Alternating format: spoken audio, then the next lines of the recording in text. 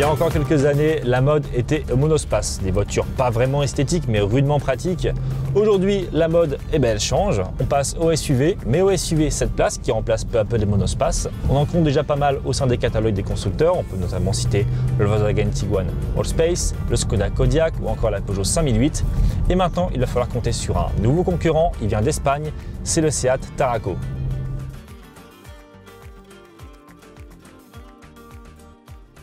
Le Seat Tarraco annonce le futur stylistique de la marque. Avec un design plus anguleux mais toujours aussi agressif, l'ADN de la firme espagnole est conservé. À l'avant, nous retrouvons de nouvelles optiques plus effilées accompagnées d'une calandre plus imposante cerclée de chrome.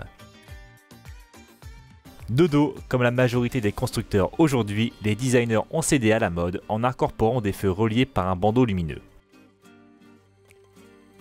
En termes de dimension, la voiture mesure 4,76 m de long, 1,84 m de large et 1,67 m de haut. Il s'agit ni plus ni moins du plus grand de sa catégorie.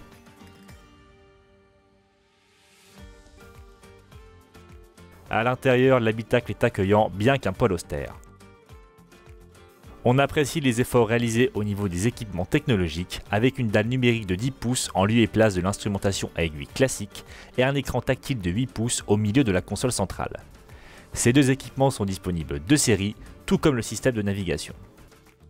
Quand on achète ce type de grand SUV, on recherche effectivement de la place à l'arrière. C'est le cas dans ce Seat Tarraco où mon 1,80 m rentre parfaitement. Vous voyez, j'ai de l'espace aux jambes, de l'espace au toit.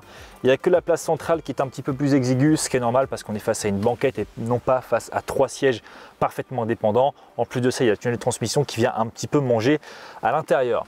Par contre, le Seat Tarraco, notre avantage, c'est son volume de coffre. Notre version 5 places propose jusqu'à 760 litres. C'est tout simplement l'un des volumes de coffre les plus importants de la catégorie.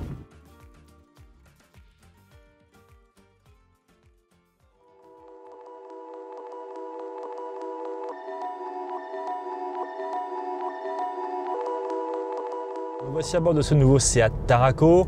Nous avons choisi pour notre essai le moteur essence TSI 4 cylindres qui fait 150 chevaux associé à une boîte mécanique à 6 rapports. Ça va représenter essentiellement le gros des ventes en France. Ça va être le cœur de gamme. Alors à l'usage, qu'est-ce qu'il donne ce moteur? Alors on est sur un petit moteur, il cube à 1,5 litre de cylindrée. Il fait 150 chevaux, c'est on va dire suffisant pour tracter les 1600 kg de la voiture environ. Par contre, on a fait quelques montées tout à l'heure avec la voiture. Honnêtement, c'est peut-être un petit peu léger si l'auto est chargée. C'est un moteur qui ne rechigne pas à monter dans les tours, c'est un moteur qui est plutôt vigoureux. Par contre, il pêchera un petit peu par son manque de couple.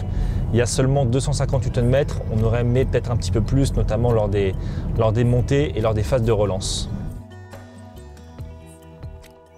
S'il y avait un petit bémol à faire, ce serait au niveau de la boîte de vitesse mécanique. Là, la boîte est pas très bien étagée. La boîte même accroche parfois lorsqu'on passe les rapports. C'est pas super agréable et en plus la course à la pédale est très longue. On a l'impression d'avoir un peu du caoutchouc, voyez-vous. Donc honnêtement, ça aurait pu être un peu mieux.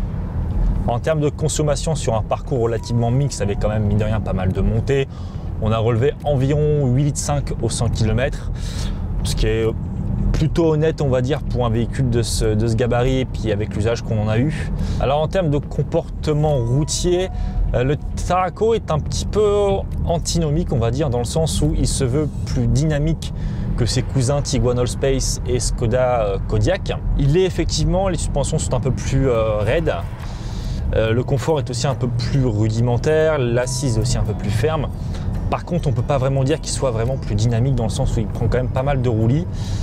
Honnêtement, on s'attendait à quelque chose de peut-être un peu plus ferme, mais après, honnêtement, on va pas trop l'en tenir rigueur. Pourquoi? Parce qu'on est sur un SUV 5 ou 7 places, un SUV qui est chargé de transporter des familles, donc c'est pas trop ce qu'on va lui demander. Parmi les autres points négatifs, on peut notamment aussi citer l'insonorisation à bord.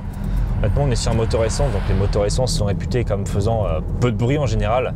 Sauf que là, on s'avère qu'on est sur un moteur plutôt assez criard.